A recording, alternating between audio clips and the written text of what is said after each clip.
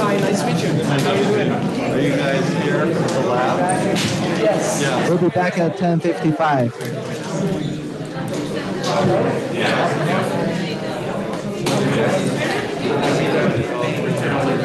My role at P&L is a solar subsector manager, so I really want to see what's going on there. Thank you very much. Thank you very much. Can you all hear me?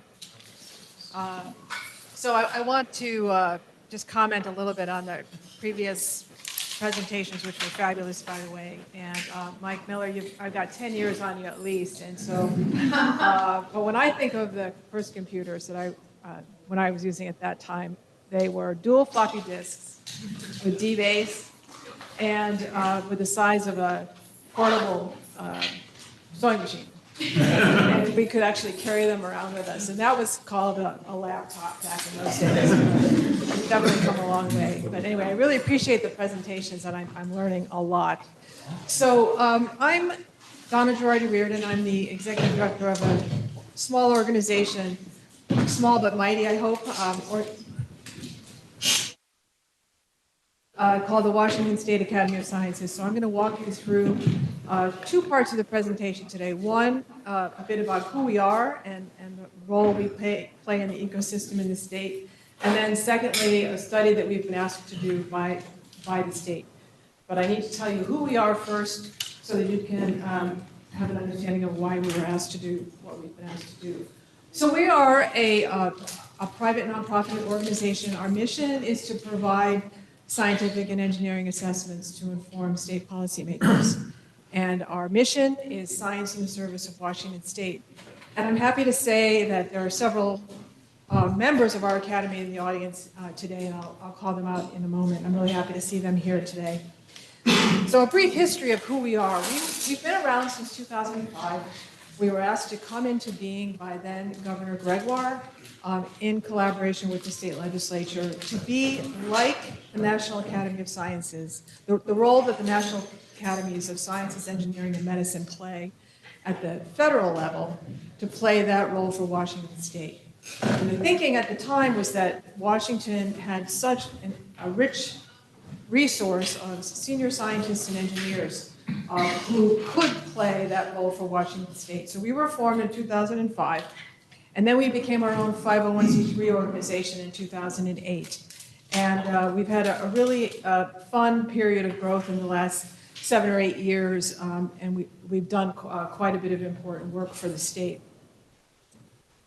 Our members are drawn from the research powerhouses in the state, all of which I think are familiar to you, and a real hotbed of activity is here in the Tri-Cities, and we have quite a few members of the Academy who reside and work here. So I'd like to call out a couple of them, Judd Verdon and Suresh Bhaskaran and Noel Schultz. They are all members of our, elected members of our Academy.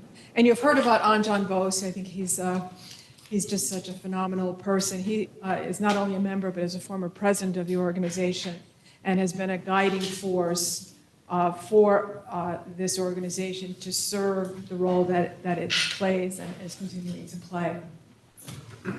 So we are a nonpartisan, non-advocate organization and nonprofit, and we're an independent academy, and the members who are all elected, like Judd and Suresh and Noel, they volunteer their time to advise policymakers on all matters of science and technology in the state. And it's just an honor for me to be able to work with them and have been working with them for the last 8 years or so, because they're a phenomenal group of people who are not only dedicated to their scientific and technical fields, but also how that knowledge can be used to inform really important policy decisions in the state. We do receive funding from the state. We also receive donations and private funding as well, but most of our funding comes from the state, and it flows through Washington State University as our fiscal sponsor. Those are just some pictures of our newly elected members this year, and the members are elected by other members. So we stand at about 430 elected members at the moment. Again, as I said, they volunteer their expertise to the state.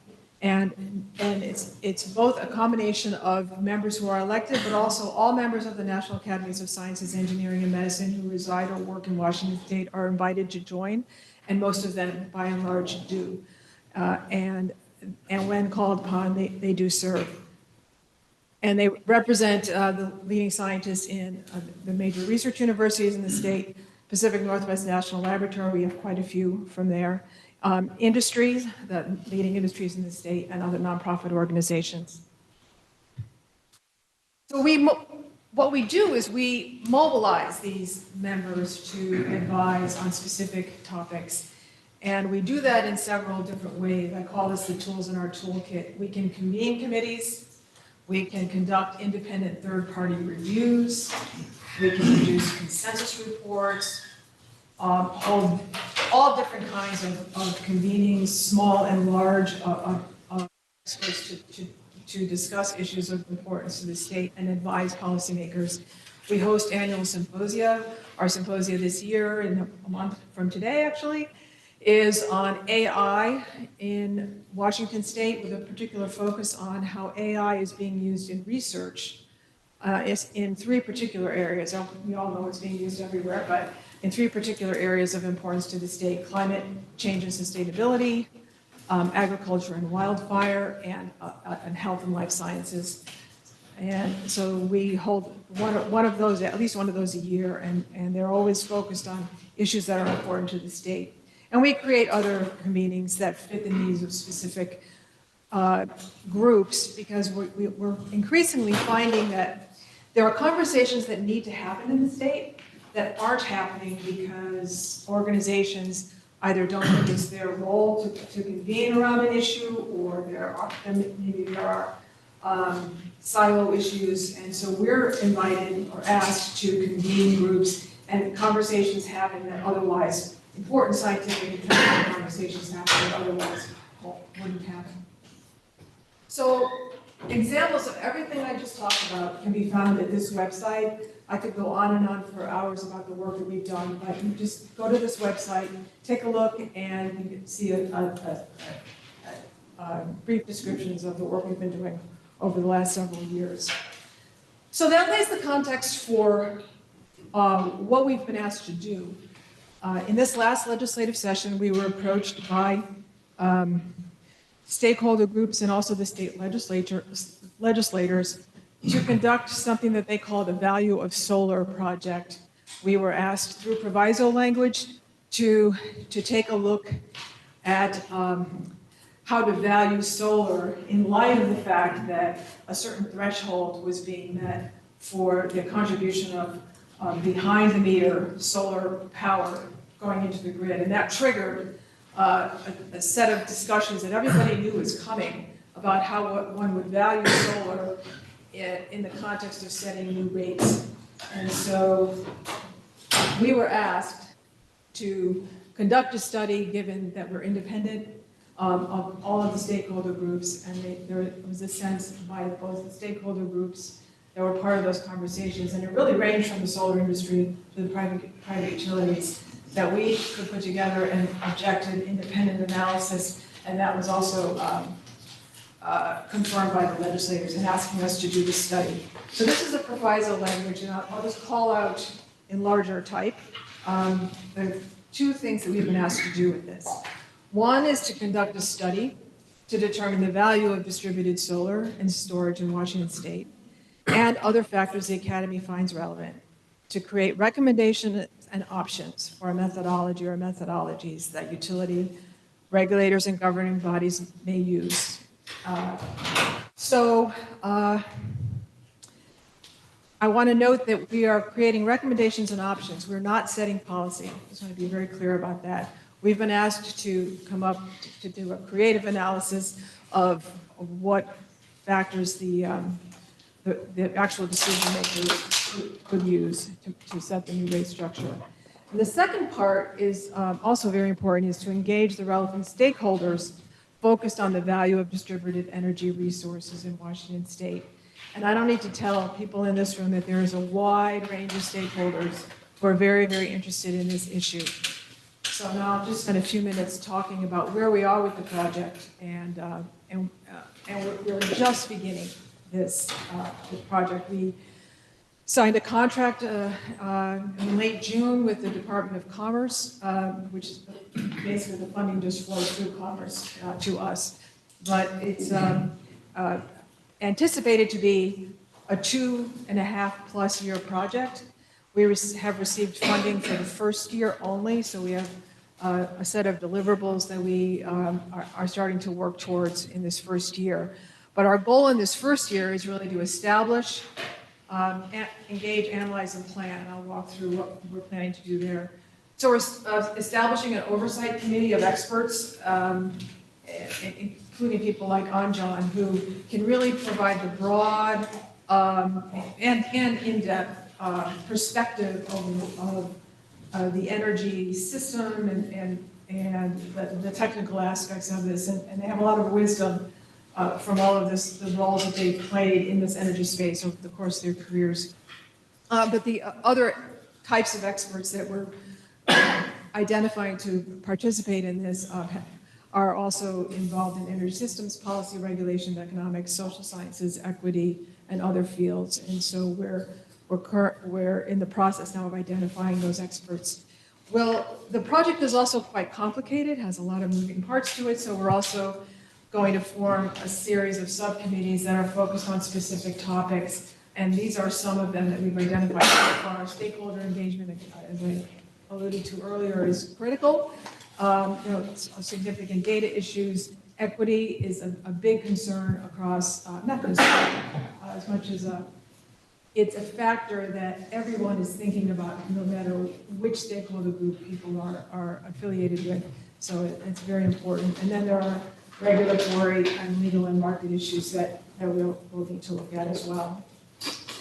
So this year we're going to be, setting up this whole system.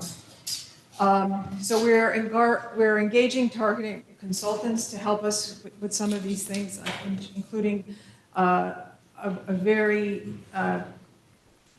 well-planned and coordinated facilitation of stakeholder groups is going to be critical. And also helping us to contextualize national level analyses and state level analyses that are already underway. Every state, not every state, but most states are dealing with similar issues, but in very different ways based on their energy mixes and the political cultures in their states. And we want to learn from them, not only what worked, but also what didn't work. So that's part of our analysis as well.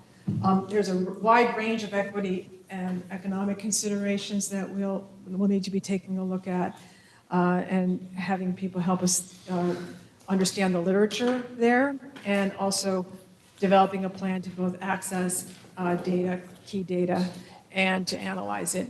That will be going on into year 2. And then we also will be developing a detailed work plan for the second and third years. So our timeline in general terms is that we'll break the year up into 4 quarters. Right now we're in the early phases of developing the project work plan, communications and website, forming committees, stakeholder engagement processes, we're developing those. We'll begin our stakeholder engagement later this fall. We're anticipating somewhere November, December, we'll be reaching out and setting up very specific stakeholder meetings. And what that will exactly look like, I can't say at the moment because we're looking at different options, but that will begin later this fall and go through the winter. We'll also have committee meetings. And then by the last quarter of this year, we'll be finalizing a detailed work plan for the next 2 years and also prepare a summary of the stakeholder engagement process up to that point. We have a report due to the legislature by the end of June. There are other triggers that come earlier than that. For example, showing progress on the project so that the case can be made for the actual funding of this project into FY26 and 27, which will be critical because there's a lot of work that needs to be done. and the stakeholder community, as well as the agencies and the legislature are behind this. So we really are 7 weeks into this process so far. I invite all of you to stay informed about the progress of this project. We have a dedicated website that we're building out, where we will be making our information publicly available. There's the QR code for it. There's not that much on it yet, but there will be. And also, we invite you to send us emails with comments, ideas, resources, especially literature, both published reports and gray literature as well, to help inform our process. So please be in touch with us. Thank you so much, Donna, for this interesting project, and looking forward to it. So we have time for one question.